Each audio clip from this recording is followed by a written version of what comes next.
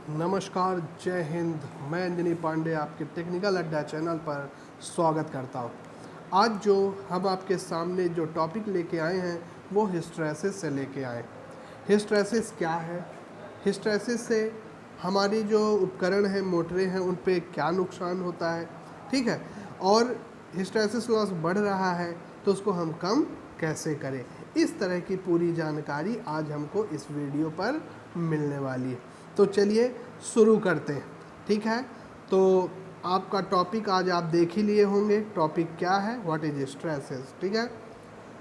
अब जी हाँ, एक महत्वपूर्ण जानकारी कि जो मेरा टेलीग्राम चैनल है टेक्निकल अड्डा, आप उसको ज़रूर सब्सक्राइब कर लें, जिससे जो भी पीडीएफ हम बनाते हैं या कोई भी क्वेश्चन आता है हमारे पास, हम वहाँ पर आपको तुरंत आंसर दे सकें, ठीक। तो ये महत्वपूर्ण जानकारी आपके लिए। अब शुरू करते हैं, हिस्टैरिसीस लॉस क्या। हिस्टैरिसीस लॉस समझने से पहले आपको कुछ चीज़ें जानना बहुत ज़रूरी है। क्या है वो चीज़ें, ठीक है, देख लेते हैं। एक चीज़ है, आपने पढ़ा होगा कि फेरोमैग्नेट, एक आपने पढ़ा होगा फेरोमैग्नेट मटेरियल होता है, ठीक है। दूसरा आपने पढ़ा होगा पैरामैग्नेट, है ना, क्या पढ़ा होगा, पैरामैग्नेट। आप लोग नोट्स ज़रूर बनाते चले। और तीसरा एक आपने पढ़ा था डायामैग्नेट, ठीक है। ये तीन चीज़ें, ये तीन ऐसी वस्तुएं हैं जिसका हमें क्या करना होता है, जिसका हमें थोड़ा सा परमानेंट मैग्नेट बनाना होता है। या तो हम फेरो मटेरियल का बनाएंगे, या तो हम पैरा का बनाएंगे, या तो हम डाया का बनाएंगे, समझ गए। फेरोमैग्नेट क्या है कि ऐसा पदार्थ जो किसी मतलब चुंबक द्वारा उसकी ओर आकर्षित हो जाता है। जैसे ये एक पदार्थ है और ये हमारा चुंबक, ये एन है, ये एस है।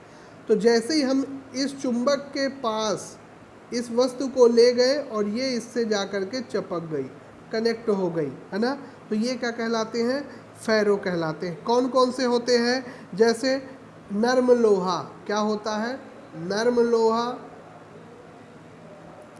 एक होता है निकिल, निकिल होता है, कोबाल्ट होता है ना, अब लिखते भी चल सकते हैं।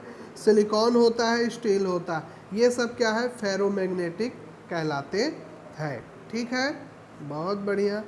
अब चलते हैं आगे पैरामैग्नेटिक की ओर। पैरामैग्नेटिक क्या कहलाता है वो समझते हैं। थोड़ा हम इसको इरेज कर दें जिससे आपको हमें समझाने में मज़ा आए। अब पैरामैग्नेटिक क्या है, ठीक है। पैरामैग्नेटिक वह पदार्थ जो किसी चुंबक के द्वारा, मान लीजिए ये पदार्थ है और ये चुंबक है, तो बहुत कम आकर्षित होते हैं। क्या होते हैं, बहुत कम आकर्षित होते हैं, ये कहलाते हैं पैरामैग्नेटिक। अब ये पैरामैग्नेटिक कौन है, जैसे कि एल्युमिनियम हो गया, ठीक है, कॉपर हो गया, हाँ, एल्युमिनियम, कॉपर, थोड़ा इसको मिटा दें तो एग्जाम्पल भी हम लिख सकें। Aluminium, copper sulphate, copper sulphate या तांबा जिसे हम कॉपर कहते हैं, ये सब क्या है, पैरामैग्नेटिक होते हैं। और आप लोग सभी जानते हैं मिश्र धातु बनाने में इनका उपयोग होता है। अब बात करते हैं डायामैग्नेट की, है ना, डायामैग्नेट की। तो प्यारे बच्चों, डायामैग्नेट वह पदार्थ होते हैं जो किसी चुंबक के द्वारा आकर्षित नहीं होते हैं। जैसे ये पदार्थ है, ये हमारा चुंबक है, तो बिल्कुल आकर्षित नहीं होंगे एक दूसरे की ओर, कोई भी अट्रैक्शन इस पदार्थ और इस चुंबक के बीच नहीं होंगे। एग्जाम्पल में कौन है, जैसे आपके पास पेपर होता है, पेपर, करेक्ट, और लकड़ी भी आपके पास होती है। लकड़ी क्या चुंबक से कनेक्ट हो जाती है, क्या नहीं हो जाती है। ग्लास होता है, ग्लास, ये भी नहीं कनेक्ट होता, करेक्ट। पारा, मरकरी या Hg बोलते हैं। तो ये सब क्या है, डायामैग्नेट। तो अब आप हमें बताइए कि परमानेंट मैग्नेट बनाने के लिए हमें कौन सा मैग्नेट चाहिए? तो जी हाँ, हमको फेरोमैग्नेटिक मटेरियल चाहिए, जिसे हम नर्म लोहा, nickel, cobalt, silicon, steel, alnico, alcomax के नाम से भी हम जानते हैं। बात क्लियर हुई? अब देखिए हिस्टैरिसीस लॉस में, हिस्टैरिसीस लॉस हमेशा फेरोमैग्नेटिक मटेरियल्स की स्टडी करने के लिए बनाया जाता है। ठीक है ना? क्वेश्चन ये आ सकता है कि हिस्टैरिसीस लॉस में कौन सा मटेरियल इस्तेमाल होता है? तो फेरोमैग्नेटिक मटेरियल इस्तेमाल होता है। फिर है, इसमें थोड़ा सा डिटेल दिया है कि डायामैग्नेटिक में चुंबकीय क्षेत्र क्या होता है? बहुत कमज़ोर होता है। डाया का हम क्यों नहीं इस्तेमाल करते हैं? क्योंकि वो बहुत कम मतलब डाया जो है चुंबकीय क्षेत्र बनाता ही नहीं है, बहुत ही कमज़ोर होता है, जिसकी वजह से वो आपस में अट्रैक्ट नहीं हो पाते हैं। साथ में अप्लाइड मैग्नेटिक फील्ड जो है हमेशा अपोजिट डायरेक्शन में कार्य करती है। ये आप ध्यान रखिएगा, जो अप्लाइड मैग्नेटिक फील्ड है, जो आपने चुंबकीय क्षेत्र दिया है ना, जो आपने दिया है, कहना चाहिए, ये ऐसे एक सोलेनाइड आप लेते हैं, ठीक है, सोलेनाइड के बीच में आप इसको चुंबक बनाना है आपको, ठीक है, इसे आपको चुंबक बनाना है, तो आप क्या करेंगे? यहाँ पर चुंबकीय क्षेत्र देंगे, ये क्या क्या कहलाएगा? अप्लाइड मैग्नेटिक फील्ड, जो कि अपोजिट डायरेक्शन में कार्य करता है। ठीक है, ये डायामैग्नेटिक है। पैरामैग्नेटिक क्या है? पैरामैग्नेटिक मतलब जिसमें चुंबकीय क्षेत्र बहुत कम होता है, जिसका मैग्नेटिक फील्ड कमज़ोर होता है और सेम डायरेक्शन में अप्लाइड किया जाता है। जो चुंबक हम यहाँ पर जो कहना चाहिए अप्लाइड मैग्नेटिक फील्ड देते हैं, वो सेम डायरेक्शन में देते हैं। और एक सेकंड, पैरा में जो अप्लाइड मैग्नेटिक फील्ड है वो सेम डायरेक्शन में रहता है, और डाया में जो अप्लाइड मैग्नेटिक फील्ड है वो अपोजिट डायरेक्शन में होता है। या ये भी ध्यान रखिएगा, इसीलिए इनका उपयोग कहाँ पर नहीं किया जाता, मतलब हिस्टैरिसीस में इसका उपयोग नहीं होता है। फेरो का क्यों फेरो उपयोग होता है? फेरो में ही क्यों होता है हिस्टैरिसीस? तो फेरो में इसलिए होता है क्योंकि फेरो का परमेएबिलिटी क्या होती है, और मैग्नेट एक्सेसिबिलिटी, एक्सेल नहीं है भाई, एक्सेसिबिलिटी भी अधिक होता है, साथ ही सब्सिबिलिटी भी बहुत ही ज़्यादा होती है। इसीलिए क्या किया जाता है? फेरोमैग्नेट का इस्तेमाल होता है। अब हिस्टैरिसीस क्या है उसकी परिभाषा समझते हैं। पदार्थ में चुंबकीय फ्लक्स क्या होता है भाई? पीछे रह जाता है, उसी गुण को हिस्टैरिसीस कहा जाता है। पदार्थ में चुंबकीय फ्लक्स के पीछे रह जाने के गुण को हिस्टैरिसीस के नाम से हम जानते हैं। हिस्टैरिसीस हो रहा है तो उसमें क्या होगा? हीट पैदा होगी, ऊष्मा पैदा होगी। हिस्टैरिसीस के कारण पदार्थ में ऊष्मा उत्पन्न होती है, जिसे हम उस लॉस को हिस्टैरिसीस लॉस के नाम से हम जानते हैं। यह फ्लक्स डेंसिटी और फ्लक्स के बदलने की प्रकृति पर निर्भर करता है। चलिए, ये तो एक प्रकार से थ्योरिकल बातें हुई। अब हमको थोड़ा सा इसको प्रैक्टिकल सहित समझना है, चित्र के माध्यम से समझना है। अभी देखिए, यहाँ पर आप एक लोहे की बार देख रहे हैं, लोहे की छड़ देख रहे हैं। ये क्या है? ये लोहे की छड़ है। और ये जो गोल गोल आप कॉइल देख रहे हैं, ये जो गोल गोल आप कॉइल देख रहे हैं, ये एक प्रकार से सोलेनाइड है। अब इस सोलेनाइड के बीच में हमने इसको क्या कर दिया? स्थापित कर दिया, छड़ को। समझ रहे होंगे, ठीक है? यहाँ से समझना बहुत ज़रूरी है। हाँ, यहाँ से नहीं समझ पाओगे तो फिर हिस्टैरिसीस आपको समझ में नहीं आएगी। अब मान लीजिए इस छड़ को हमें क्या करना है? इस छड़ को हमें मैग्नेटाइज करना है, चुंबकित करना है। मैं चाहता हूँ कि इस छड़ में चुंबक के गुण विद्यमान हो जाए। इस छड़ में किसके गुण विद्यमान हो जाए? चुंबक के गुण। तो हमें क्या करना पड़ेगा? सोलेनाइड के बीच में इसको स्थापित करना पड़ेगा, तो देखिए यहाँ पर हमने इसको स्थापित किया और यहाँ से हमने इसको क्या कर दिया, सप्लाई से सोलेनाइड को हमने जोड़ दिया, विद्युत धारा फ्लो होने लगी। धीरे धीरे इस लोहे की छड़ में चुंबकीय क्षेत्र पैदा हो जाएगा। ठीक है, इसमें क्या है, चुंबकीय गुण पैदा होना शुरू हो जाएगा। अब जैसे जैसे धारा का मान बढ़ता जाएगा तो चुंबकीय क्षेत्र भी बढ़ेगा और साथ में इसमें चुंबक के गुण भी ज़्यादा से ज़्यादा पैदा होना शुरू हो जाएंगे। अब हमने क्या किया, धारा का मान और हमने बढ़ाया तो क्या होगा कि भाई हम देख रहे हैं कि इसमें अब चुंबकीय गुण धारण करने की शक्ति पूरी तरह से अब समाप्त हो रही है। मतलब अब ये इससे ज़्यादा चुंबकीय गुण नहीं धारण कर सकता। वो उसका क्या कहलाएगा, वो उसका सैचुरेशन पॉइंट कहलाएगा। अब चाहो तो आप इस छड़ को बाहर निकाल लीजिए और इसमें चुंबक के गुण विद्यमान हो गए हैं। लेकिन अभी भी बात समझ में नहीं आई। क्यों? क्योंकि भाई ये जो चुंबकीय गुण इसके अंदर विद्यमान है, चलो इसको समाप्त करना है। तो अभी जो धारा इधर से इधर की ओर बह रही थी, ठीक है, तो इसके मान को हम अब कम करेंगे। क्या करेंगे, धारा के मान को हम कम करेंगे।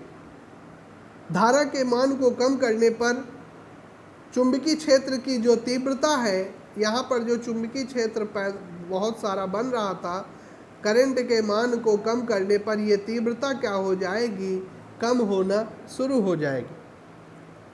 जब कम होना शुरू हो जाएगी तो जो इसके अंदर मैग्नेट जो विद्यमान है इस छड़ के अंदर, वो भी धीरे धीरे समाप्त होना शुरू हो जाएंगे। किंतु जब करंट का मान शून्य हो गया, जब करंट का मान शून्य हो गया, लेकिन इस छड़ में जो चुंबक विद्यमान है उसके मान में कमी नहीं आई, मतलब वो शून्य नहीं हुआ। भाई चुंबक भी समाप्त हो जाना चाहिए।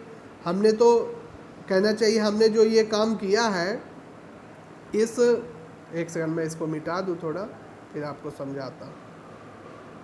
हाँ देखिए, हमने इसको सप्लाई से जोड़ा तो ये क्या मैग्नेटाइज हो गया। मैग्नेटाइज होने के बाद अब इसकी सप्लाई को हम क्या कर रहे हैं, कम कर रहे हैं। कम करने पर इसमें चुंबक के गुण भी कम होने लगा।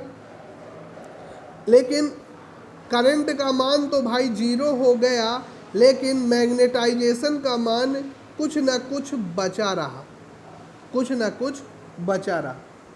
अब उसे कम करने के लिए हमने यहाँ पर देखिए क्या किया था कि यहाँ पर हमने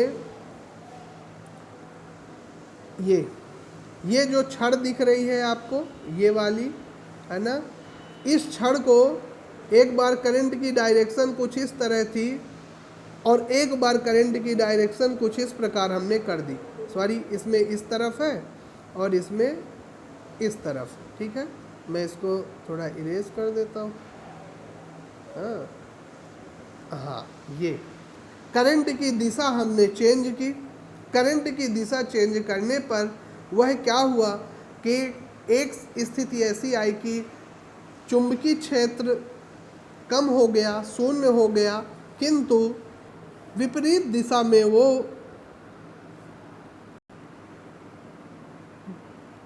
उस सीमा पर पहुंचने के बाद करंट को उसी क्रम में कम किया जाए और करंट के शून्य हो जाने पर वह भी उसमें चुंबक के गुण रह जाते हैं, जिसे हम रेसिडुअल मैग्नेट या अवशिष्ट चुंबक के नाम से जानते हैं।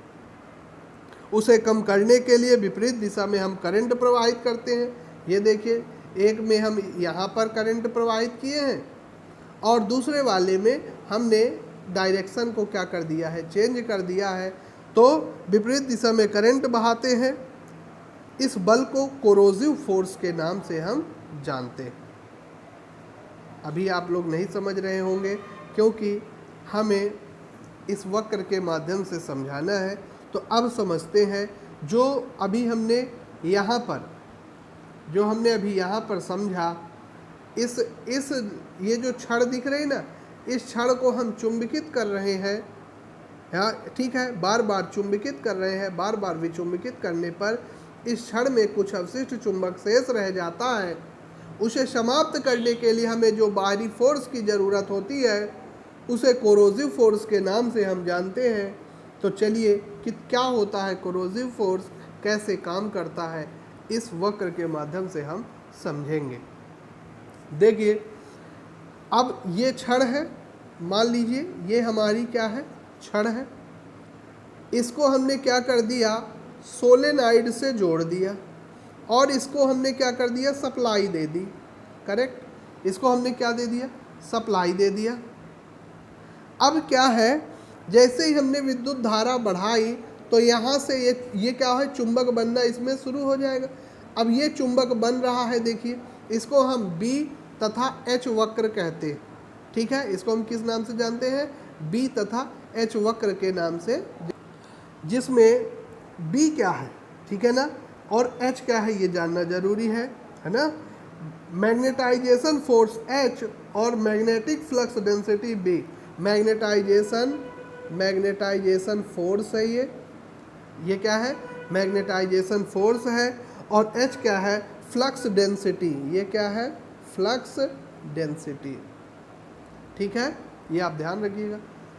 ये फोर्स, इधर फोर्स लगेगा, इधर तरफ फोर्स लगेगा और इधर तरफ फ्लक्स का मान बढ़ाएंगे तो देखते हैं क्या क्या परिवर्तन होता है। थोड़ा इसे मिटा देते हैं, आप पूरा ज़रूर देखिएगा। वीडियो बड़ा हो रहा है लेकिन आपको समझ में आएगा। हमने यहाँ पर धारा का मान बढ़ाया तो ये यहाँ पर क्या है, इस लोहे में चुंबक के गुण आना शुरू हो गए। ये देखिए, हमने क्या, H का मान बढ़ा रहे हैं, H का मान बढ़ा रहे हैं, ठीक है, तो यहाँ पर मैग्नेट के गुण आना शुरू हो गए। ये एक ऐसी स्थिति आ गई B पॉइंट, जिसे हम सेचुरेशन पॉइंट के नाम से जानते हैं, संतृप्त अवस्था के नाम से जानते हैं। मतलब ये यहाँ पे आके मिल जाएगा। अब हम चाहें कि H का मान, फ्लक्स का मान जितना भी बढ़ाएं, मगर ये जो लोहा है ये बिल्कुल मैग्नेटाइज नहीं होगा। तो हमने क्या किया कि अब हमें इसके मैग्नेट के गुण को समाप्त करना है। तो हमने क्या किया, विपरीत दिशा में करंट फ्लो की, मतलब इधर प्लस कर दिए, ठीक है, और इधर हमने कर दिया माइनस। तो ये देखिए, हमारी जो इसके अंदर जो चुंबक विद्यमान है वो कम होना शुरू हो गया, वो कम होना शुरू हो गया है।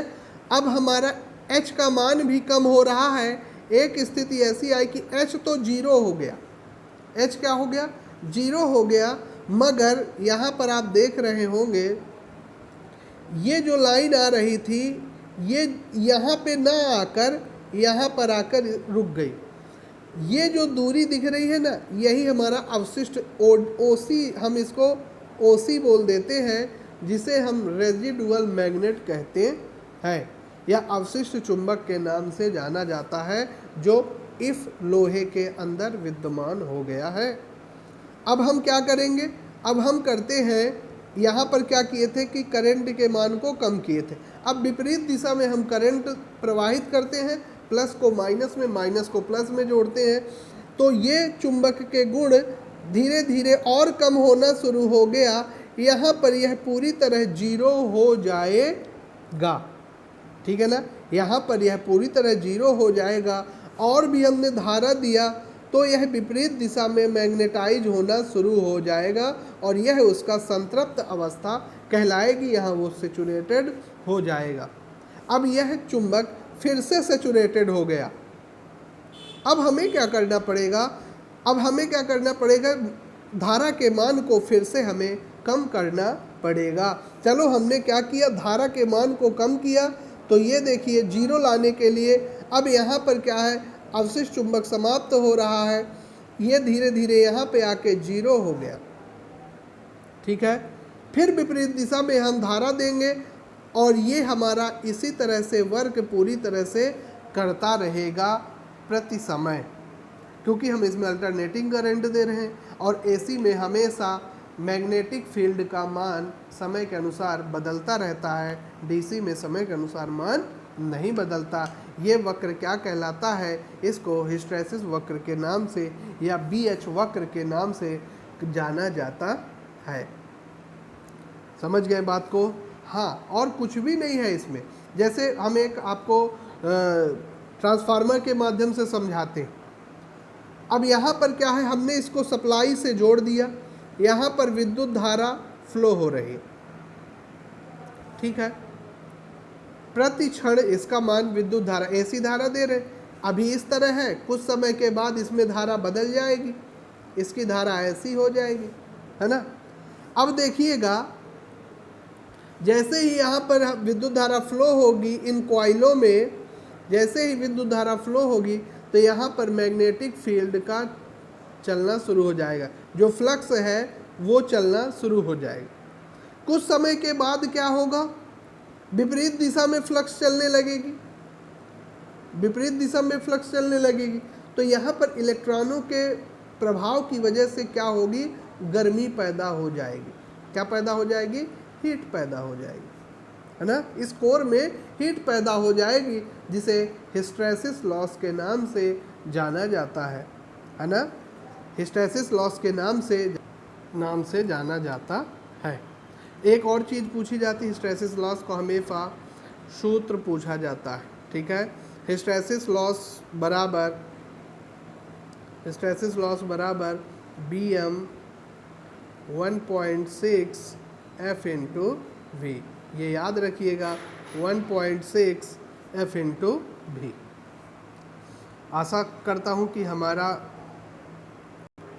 द्वारा दी गई जानकारी आपको समझ में आई होगी। आप हमारे चैनल को लाइक और सब्सक्राइब करिए। धन्यवाद। हाँ, एक और जानकारी कि हमने जो अभी बताया वो आपको यहाँ पर लिख के हमने समझाया है, जो आप अपने नोट्स में ज़रूर लिख सकते हैं, चाहे ये हो या फिर आपका ये हो। टेलीग्राम में हम इसकी PDF आपको ज़रूर प्रोवाइड करा देंगे, आप लोग उसको ज़रूर देखें। धन्यवाद।